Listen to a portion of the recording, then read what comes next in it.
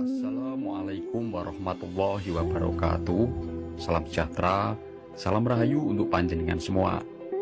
Sedulur, Raden Ngabei Ronggowarsito adalah seorang pujangga besar Jawa yang sangat tersohor dengan karya-karya dan ramalannya tentang Nusantara. Dalam sebuah ramalannya, Nusantara itu diramalkan akan dipimpin oleh 7 karakter satrio atau seorang satria yang terpilih secara gilir gumanti atau secara bergantian sesuai siklus perputaran roda zaman atau roda sejarah kehidupan yang berputar atau sesuai cokro manggilingan. Yang pertama yaitu karakter Satrio Kinunjoro Murwo Kuncoro. Kedua, Satrio Muktiwibowo Kesandung Kesampar. Ketiga, Satrio Jinumput Sumelo Atur. Yang keempat, Satrio Lelono Tanpa Ngrame. Yang kelima, Satrio Hamung Tuwuh. Yang keenam, Satrio Boyong Pambukaning Gapura. Dan yang ketujuh yaitu Satrio Pinandito Sinisihan Wahyu. Nah, jika Bapak Prabowo nanti sudah ditetapkan resmi sebagai presiden terpilih, berarti beliau sesuai karakter Satrio yang kedua yaitu Satrio Muktiwibowo Kesandung Kesampar, yang menggambarkan pemimpin yang berharta yaitu mukti dan disegani atau berwibawa.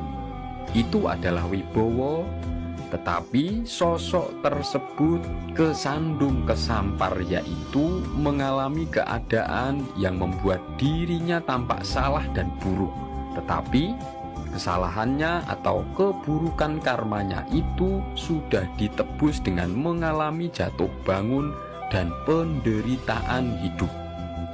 Dan jika Bapak Prabowo dan Gibran nanti resmi menjadi dilantik sebagai presiden dan wakil presiden, juga ada 8 gambaran peristiwa setelahnya yang akan terjadi. Yang pertama, pralambang Panyawiji, yaitu adanya simbol pemersatu. Bisa diartikan Pak Prabowo adalah sosok yang akan memimpin 2 kekuatan besar yang dipersatukan, yaitu kekuatan Orde Lama dan kekuatan besar Orde Baru, yang sekian lama itu saling berseteru.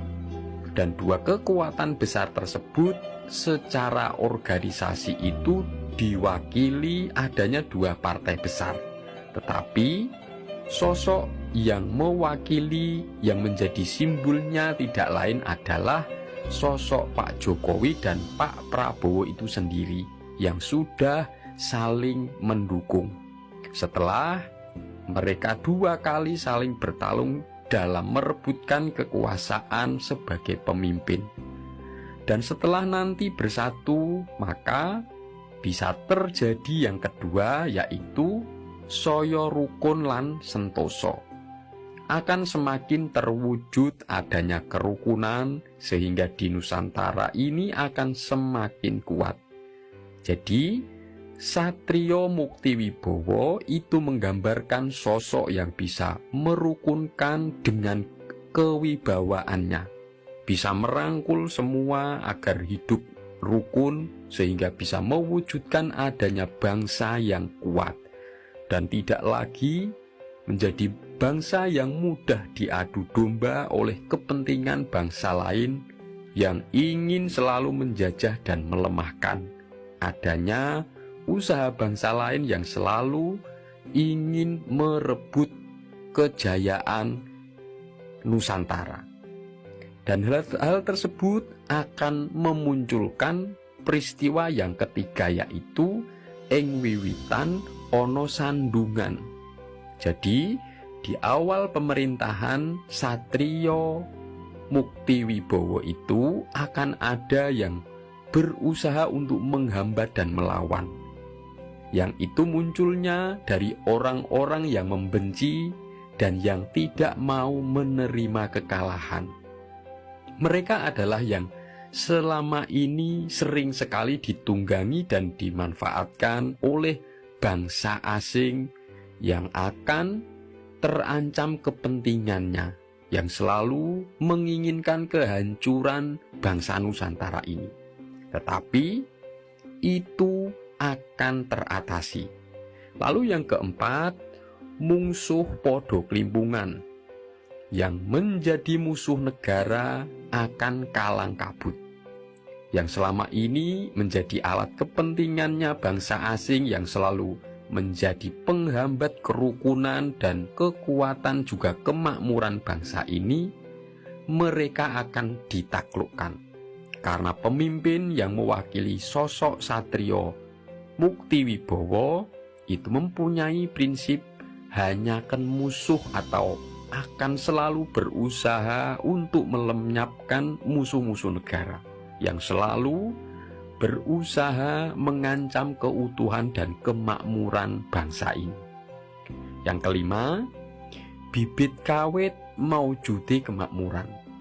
Akan terjadi awal terwujudnya kemakmuran karena sosok pemimpin yang menyandang sifat dari Satrio Muktiwibowo itu adalah bisa menjaga kewibawaan negaranya dan kemakmuran rakyatnya, seperti ingin membangkitkan ketahanan pangan bagi negaranya, memperhatikan kemakmuran para petani, juga memperhatikan pangan untuk kebutuhan hidup para abdi negara. Lalu yang keenam, akeh sudro munggah derajat. Akan terjadi banyak rakyat jelata yang naik kehormatannya, yang sebelumnya mereka sulit sekali mendapatkan hak pendidikan yang lebih tinggi dan kesehatan yang layak, juga kebutuhan hidup seperti makanan dan tempat tinggal, mereka akan mendapat kemudahan dikarenakan sosok Satrio Muktiwibowo itu punya sifat dermawan terhadap rakyat jelata. Yang ketujuh, jejeke tatanan sumrambahe keadilan. Akan terjadi semakin ditegakkannya aturan hukum untuk mewujudkan pemerataan keadilan. Sosok Satrio Muktiwibowo juga menjadi simbol tegaknya hukum untuk mewujudkan adanya pemerataan keadilan. Nanti akan ada tekanan dan pembenahan-pembenahan, perbaikan-perbaikan dalam sistem penegakan hukum negara. Lalu yang kedelapan, den ajeni bangsa asing. Dengan adanya pemimpin yang menggambarkan sikap dari Satrio Muktiwibowo seperti Bapak Prabowo, itu akan membuat negara lebih terjaga dari ancaman bangsa asing, karena lebih mempunyai wibawa yang disegani, kemampuan dan keberaniannya juga pengalamannya yang sangat panjang, sehingga Nusantara nantinya akan lebih dihargai dan tidak diremehkan oleh negara-negara lain. Ayo podo njogo karukunan amrih Nuswantara nemu kasantosan. Marilah kita menjaga kerukunan agar Nusantara tetap kuat dan berjaya. Semoga ini bermanfaat. Wassalamualaikum warahmatullahi wabarakatuh.